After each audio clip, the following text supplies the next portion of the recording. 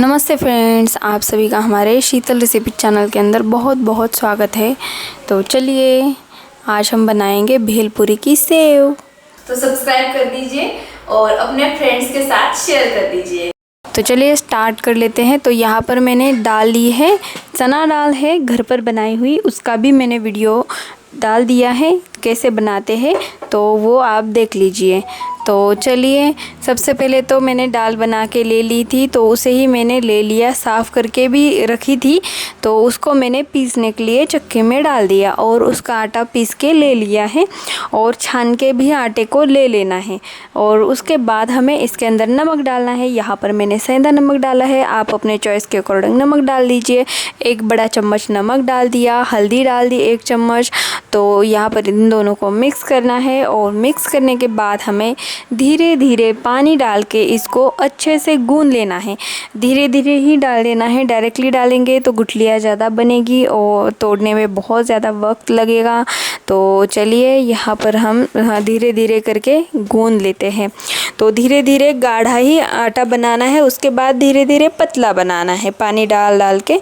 तो चलिए मैं पतला ही आटा बनाती हूँ, कभी कभी कोई हार्ड आटा बनाते हैं सेव के लिए, लेकिन मैं पतला ही आटा बनाती हूँ। इससे भी बहुत ही सुंदर सेव बनती है। कितनी अच्छी तरीके से सेव बन जाती है ये तो आप इस वीडियो में देखने ही वाले हैं। तो चलिए सबसे पहले तो नए हैं तो सब्सक्राइब कर दीजिए और बेल आइकन दबा दीजिए। तो चलिए इस तरीके से हमें आटा बनाना है, तरीके से हमें इसकी कंसिस्टेंसी चाहिए, ये ध्यान में रखिए।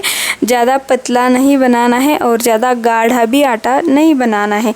गाढ़ा बनाएंगे तो कोई बात नहीं, लेकिन ज़्यादा पतला बनाएंगे तो सेव अच्छे से नहीं गिरेगी। देखिए इस तरीके से मैंने सभी चीज़ों को इकट्ठा कर लिया है, क्योंकि अब ये इस सभी चीज़ों की हमें ज़रूरत पड़ेगी और किचन के ऊपर तो थोड़ी जगह होती है, तो इस वजह से हम ज़्यादा उसके ऊपर बर्तन नहीं रख सकते।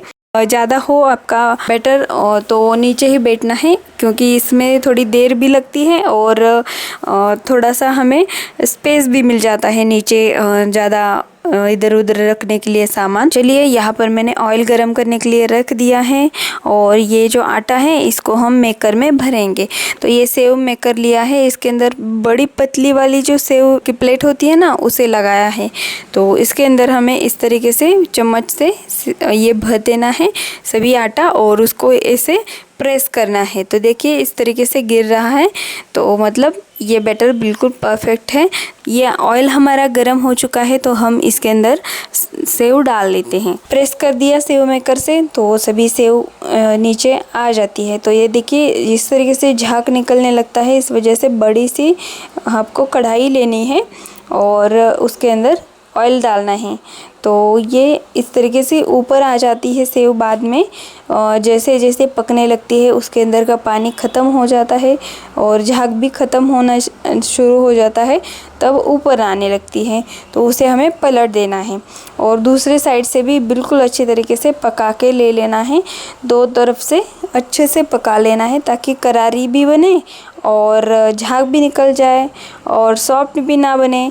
अगर आप जल्दी से निकाल लेंगे तो सॉफ्ट बन जाएगी और थोड़ा सा इसके अंदर से सभी झाग निकलने देना है हमें, क्योंकि झाग है मतलब इसके अंदर पानी है। तो ये सभी झाग निकलने के बाद ही हमें सेव को निकाल लेना है। तो यहाँ पर देखिए मैंने सेव को निकाल लिया। तो उसके अंदर जो भी थोड़ा बहुत बचा होगा ना ऑयल के अंदर सेव के टुकड़े, तो उन सभी को भी निकाल लेना है। तो चलिए दूसरी बार डाल देते हैं। तो ये छोटा सा सेव मेकर मतलब छोटी सी प्लेट लगाई है बिल्कुल बारीक वाली, तो मैंने 2-3 तरीके से बनाया है, तो वो सभी मैं आपको दिखाने वाली हूँ किस किस तरीके से हमें बनाना है सेव। तो ये तो पहला था बिल्कुल पतली सी प्लेट लगाने के बाद। तो ये इस तरीके से हमारी सेव बन चुकी है। निकाल लिया और रख दिया। तो आप बोलेंगे तो कितना है, तो ये करीबन 250 ग्राम का ही हमने सिर्फ बारीक वाली जो प्लेट है ना उसी से बनाया है। सिर्फ 250 ग्राम आटे से सेव बनाई है, सिर्फ प्लेन वाली। और बाकी का जो आटा है ना उससे हम अलग अलग तरीके के सेव बनाएंगे।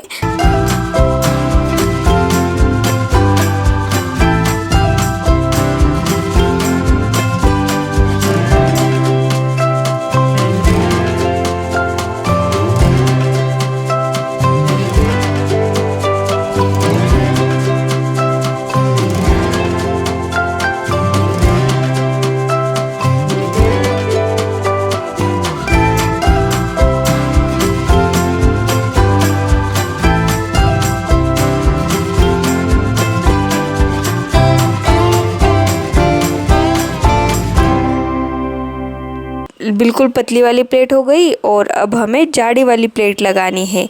तो यहाँ पर मैंने फिर से बड़ी वाली प्लेट लगा के सेव मेकर के अंदर सभी डाल दिया और यहाँ पर सेव डाल दी। और ये हमारी बड़ी लंबी वाली सेव है और बड़ी साइज़ की सेव है। तो इसे भी हमें बिल्कुल उसी तरीके से ही बनाना है।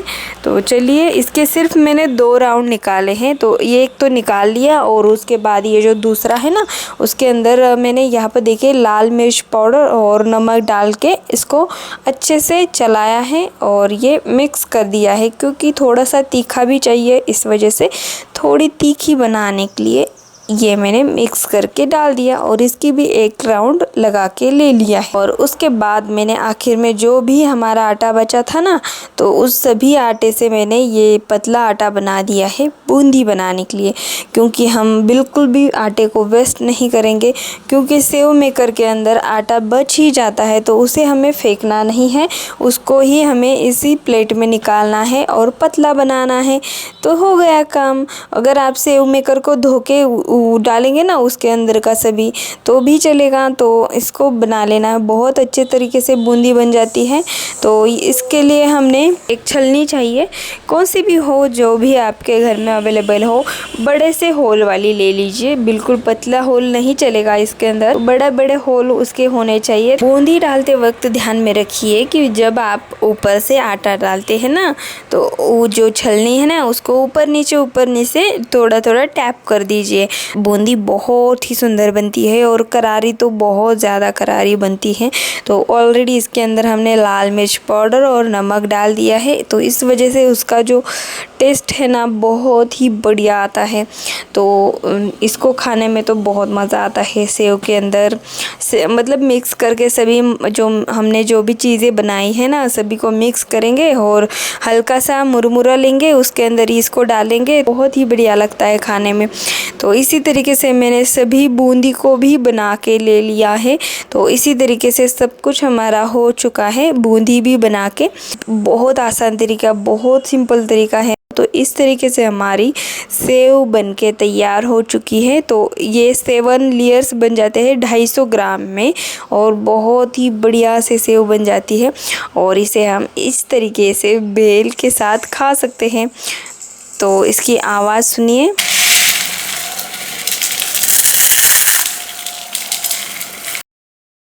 चलिए, अब हमारी इसको टेस्ट करने की बारी है।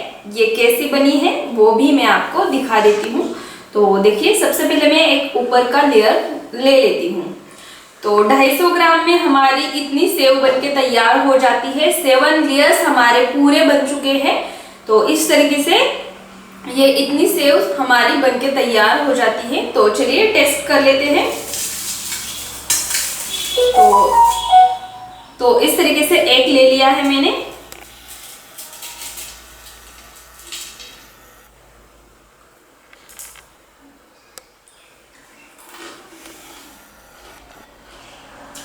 बहुत मस्त, ऐसे ज्यादा चबाने में भी तकलीफ नहीं हो रही है और ज्यादा ऐसे मुलायम भी नहीं है। बहुत सुंदर सी कुरकुरी सी तैयार हो चुकी है, बहुत ही सुंदर सी। और छोटे बच्चे तक इसको बहुत प्यार से खा सकते हैं और उनको भी बहुत पसंद आ जाएगी। ये ज़्यादा हार्ड भी नहीं है और ज़्यादा ऐसे मुलायम रहती है, मुलायम भी नहीं है। बहुत सुंदर सी तैयार हो चुकी है। और इस तरीके से आपको अगर ये वीडियो पसंद आया है तो सब्सक्राइब कर दीजिए और अपने फ्रेंड्स के साथ शेयर कर दीजिए। तो चलिए, मिलती हूँ मैं आपको अगली वीडियो में इसी तरीके की बहुत सुंदर सी रेसिपीज लेके। तो यहाँ पर देखिए बिल्कुल आवाज़ इस तरीके से और बिल्कुल बाज़ार जैसी सेव बनती है। इसमें कोई दिक्कत नहीं है, क्योंकि ज़्यादा गाढ़ा हम आटा करते हैं ना, तो उससे क्या होता है कि बहुत हार्ड सेव भी बनती है और जो उसका क्रंच है ना, बाज़ार जैसा नहीं लगता है। घर में बनाई अलग लगती है और बाज़ार से अलग लगती है। तो ऐसा अगर हम इस तरीके से बनाते हैं ना, तो बिल्कुल आपको पता भी नहीं चलेगा कि आपने बाज़ार से लाई है या फिर आपने घर में बनाई है। तो ज़रूर ट्राई करना और मुझे कमेंट में बताना बिल्कुल भूलिए मत।